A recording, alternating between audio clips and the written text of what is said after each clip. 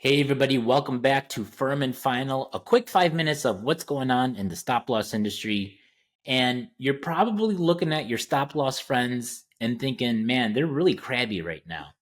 And the reason why is because we're roughly at the 50% point in the 1-1 underwriting cycle. The January 1 effective date makes up roughly 60 to 65% of the entire year's premium. And so this is the point where resources are really stretched, they're really drained, and that's probably why your friends are not in the best mood right now. But for today's topic, let's talk about the life cycle of an RFP. Because an RFP comes in through one door, and we hope it goes out through another door as a sold case.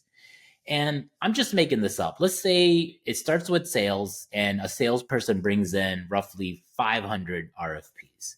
The first point is like an intake specialist, and that person is scrubbing the opportunity to see if it's even a viable opportunity for the stop loss carrier. So, what do I mean by that? Well, a case could come in, and let's say it's a case that doesn't have any experience and it's currently fully insured and wants a stop loss quote. Well, a lot of stop loss carriers will say, we're not interested in that fully insured to self funded business. So that could be an immediate decline. Another reason could be that it doesn't meet the size criteria. So let's say the group that's been submitted is 25 lives and a stop loss carrier has a minimum of 100 lives that they want to look at. So that's an immediate decline. You take it a step further, maybe it's a group that's looking for a quote in a state that the stop loss carrier is not filed. And so that could be an immediate decline. That case never even makes it into the underwriter's queue. But now let's say it makes it into the underwriter's queue. And at that stage, the underwriter is in the process of working up the group and they may decide to decline it as well. And usually at that point, it has something to do with experience or multiple years of changing stop loss carriers, and maybe an underwriter doesn't feel good about writing that case. If it goes beyond the underwriter, it typically goes to the clinician to determine like what the ongoing risk of anybody in the population is. And the clinician could also decline the group because perhaps the ongoing risk is too high. And so there's all these different reasons why a group could get declined. And let's say you make it over all of those barriers.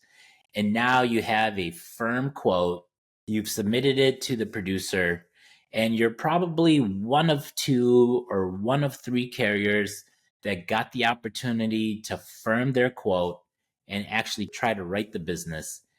You probably close, 10 to 15 of those cases if you're really lucky.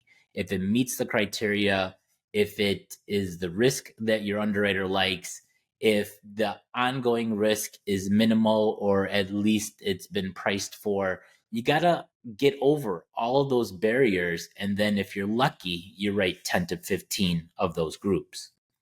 And then the broker has usually 30 days as an expiration on the proposal. So they have about 30 days from the time that the proposal's been given to them to then go present it to the employer and get to the point of decisions. While that's happening, we still have new RFPs coming in. That's the 50% point. So we roughly have 250 of those RFPs in. They've gone through the process. The other 250 are still in the process of coming in. So that makes for a very busy time. Now, that first 250 that I mentioned, where we've gone through the process, the firms are out the door, it's right about now that you start learning about sold business for January 1. And in fact, we're probably still a little bit early. We're probably about a week to 2 weeks away from first starting to learn about sold business for January 1. So think about the resource drain that's been put on the system with no revenue to align to that resource. And this is like a big operational puzzle because every stop loss carrier faces this around this time of the year. To all the brokers and producers out there that are working with stop loss carriers, give your carrier some grace at this time because the system is extremely taxed right now. But that is the goal. The goal is to run those 500 RFPs through the entire RFP factory. It comes out the back door, and you hope that you write 10 to 15 of those groups.